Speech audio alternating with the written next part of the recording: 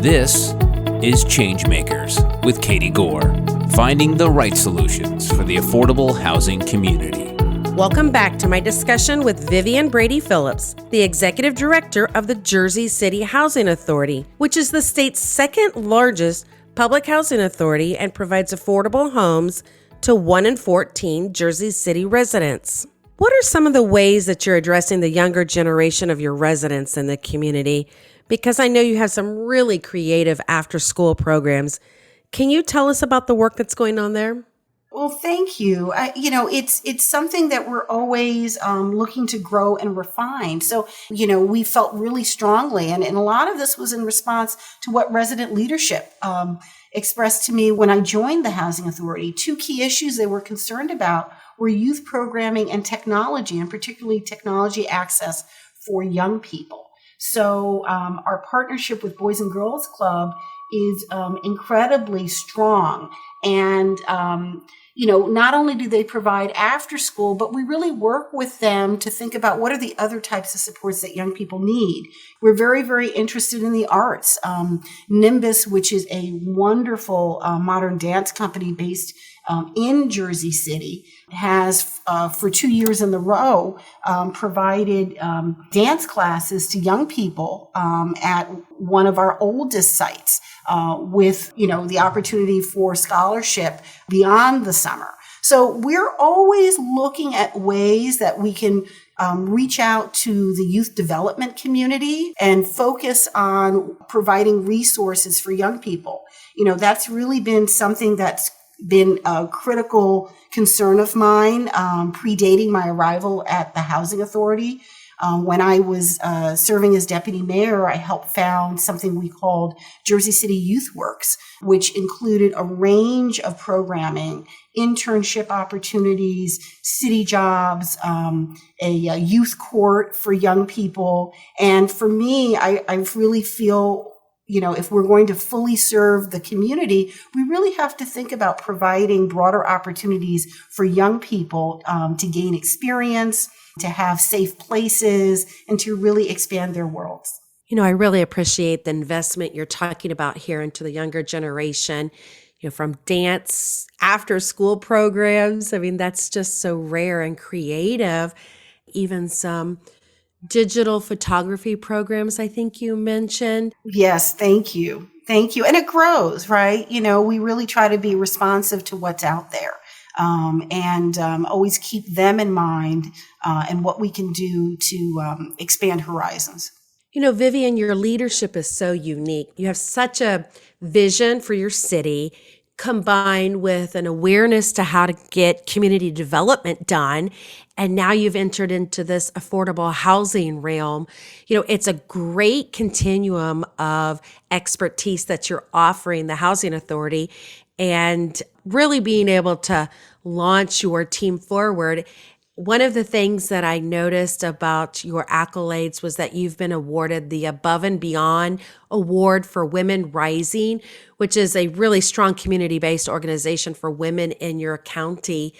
Tell us more about, you, your leadership, and what this award meant to you. Well, I'm very honored. Women Rising is a fabulous organization. I've been able to work with them and to see the impact of what they do. They run the domestic shelter for the county. They also provide a wide range of resources for women and their families, including employment support. We're doing critical work during the COVID pandemic. So it means a lot to me to have a recognition from Women Rising, because I respect so much the work that they do. I think for me, coming to city work has been incredibly rewarding. The ability to have impact and to do the collaborative work, both with, I should say, the amazing team here at the Housing Authority that's truly multidisciplinary. For me, that's very, very exciting. And to do the work alongside residents. I think this is, as I said before, I think housing authorities truly are an opportunity to do very creative community development work while providing such a critical and important foundation for families. When I was a young person, I had the tremendous opportunity to meet Marion Wright Edelman, who is the founder of the Children's Defense Fund, as a high school student. For me, that was kind of like the work that I wanted to do.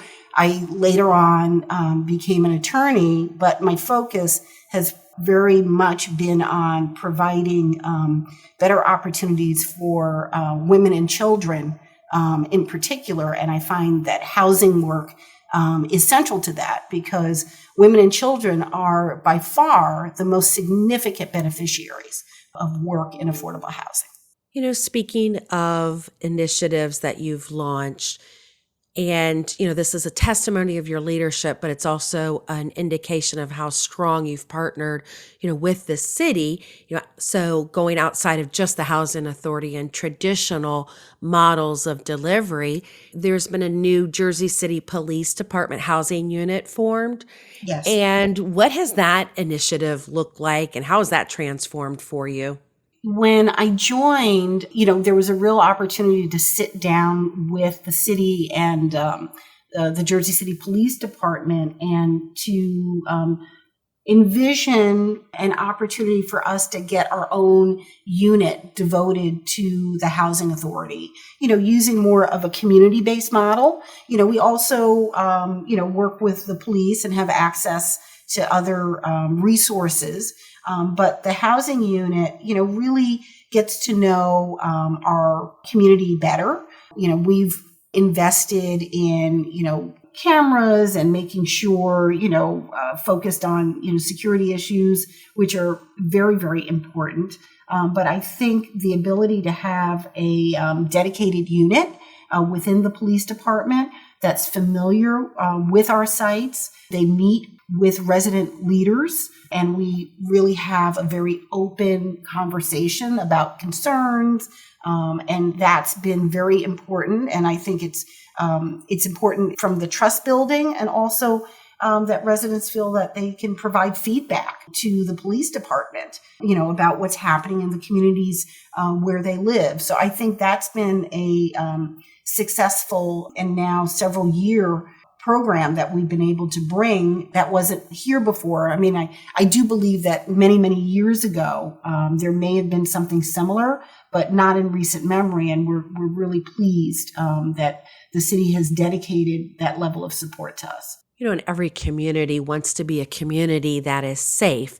And so, having a dedicated department that can respond and that can be aware of the common nature of the property, the layout, who's where and who belongs to whom, and just all of those dynamics, it really does make sense for you to be able to have something so, valuable for your community and your residents, and truly partnering there. So that's a great move that not a lot of housing authorities are able to take. So great job in making sure that you not only just protect and preserve your assets, but really help strengthen your community and the people who are living and working there. So, a great job to your team. One of the things that I noticed when, I was in Jersey City, walking around some of your properties, I noticed the age of them and, how they were located. And we've made such a change in design today versus when all of these properties were built. But you're going through a large redevelopment on several of those properties. How are you changing up your redevelopment philosophy and your design philosophy for the new renovations? Well, we have a very exciting project redeveloping Holland Gardens, which was built in 1944. And we started working with residents back in late 2019. A group of residents and external stakeholders approached the housing authority about the building. And, we did 2 tracks. One, what could we do to strengthen presently? And then 2, very much said to them, we're really going to have to look at redevelopment. We'll look at renovation and redevelopment, but we're really going to have to think through what redevelopment of this property is going to look like. We then went on to invest in a 6-month charrette process with resident leaders, community stakeholders, and we hired a design firm, and we developed a vision that was ultimately adopted by our board and then refined it even further. Critical to that is the preservation of the 192 public housing units at that site. We really felt very, very strongly about that and made a commitment. And I know that residents were deeply concerned. We have folks who've lived there all of their lives. Would they be able to return to the site? We made a firm commitment about their right to return. We also are adding home ownership. At least half of the units will be affordable. We know that home ownership is critical, and this agency, predating my arrival, has a home ownership program that's been enormously successful, and we know how important that is.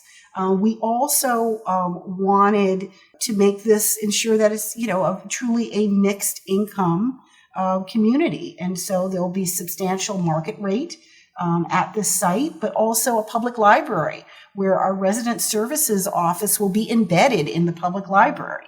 We're also going to have a commercial retail space.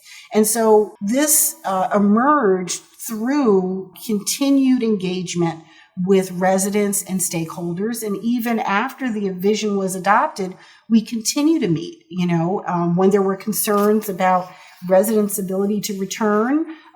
We put together a very strong right of return policy and relocation policy.